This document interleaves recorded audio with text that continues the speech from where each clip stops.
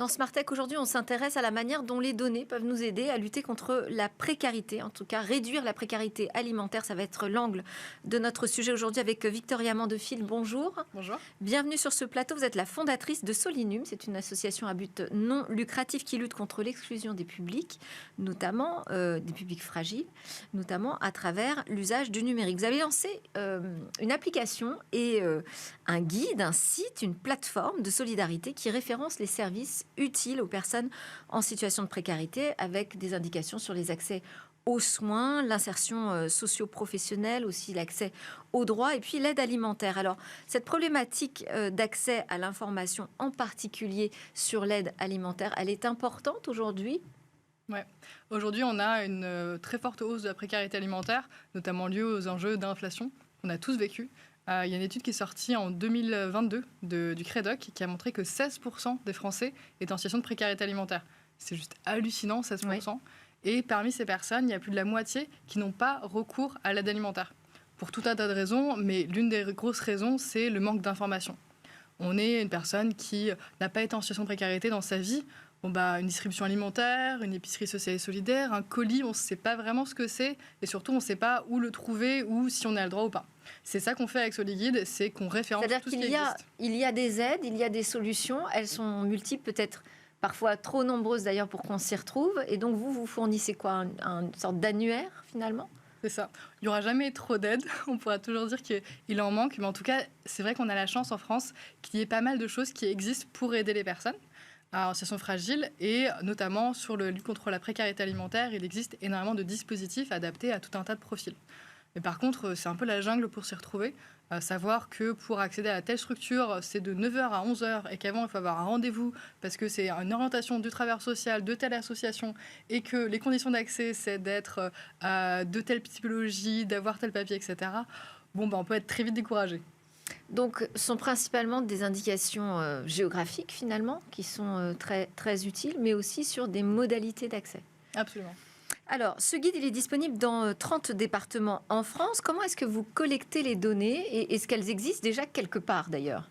On l'assure de notre front. Quand j'ai commencé Soliguide, j'étais persuadée qu'il y avait une base de données magique qui existait, où il y aurait toutes ces informations. En fait, la base de données magique, elle n'existe pas, alors on l'a fait. Aujourd'hui, je ne sais pas si on va à la mairie, par exemple, on ne peut pas nous donner accès à l'ensemble de l'offre disponible ? Ça serait bien, mais non, on peut. Grâce à Soliguide, du coup, sur toutes les villes où on est et tous les départements où on va, on est en partenariat proche avec les collectivités qui nous permettent d'étendre encore plus le Soliguide. Et du coup, par exemple, il y a des villes comme la ville de Strasbourg qui font des guides papier en collaboration avec nous. Donc, si vous allez à la mairie, vous trouverez un guide Soliguide. D'accord. Et jusqu'ici, donc, ce sont des données qui sont plutôt réparties dans diverses bases, celles d'associations, celles du service public. Où est-ce que vous allez les chercher encore et comment est-ce que vous réussissez à les collecter, j'imagine aujourd'hui, de manière quand même un peu plus automatique ? Automatique, pas tant que ça. C'est très étonnant pour moi en tant qu'ingénieur. Il n'y a pas un système d'information aujourd'hui efficace qui permettrait de les rassembler ?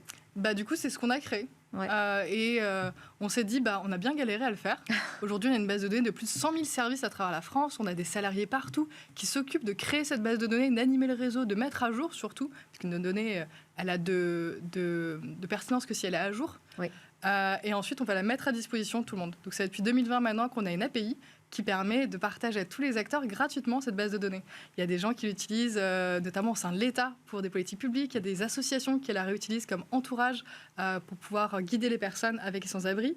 Il y a aussi des chercheurs qui vont utiliser nos données pour des questions d'analyse. Et moi, je trouve ça passionnant. Et vous pensez qu'on peut, j'imagine que vous en êtes convaincus, mais c'est de nous convaincre aussi qu'on peut avoir un véritable effet systémique grâce à cet accès à l'information ? Tout à fait. À la base, moi, mon objectif, parce que j'étais avant tout bénévole maraudeuse, c'était de pouvoir répondre aux besoins d'orienter les personnes.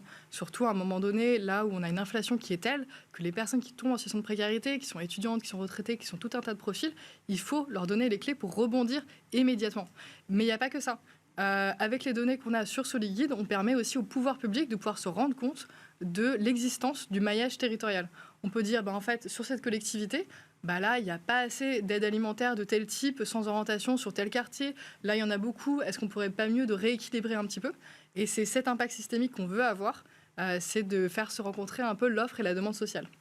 Merci beaucoup. Merci pour votre initiative, surtout. Victoria Mandefil, donc fondatrice de Solinum. Merci à vous. Allez, tout de suite, on s'intéresse au sujet des fake news et de nos armes aujourd'hui pour lutter contre elles.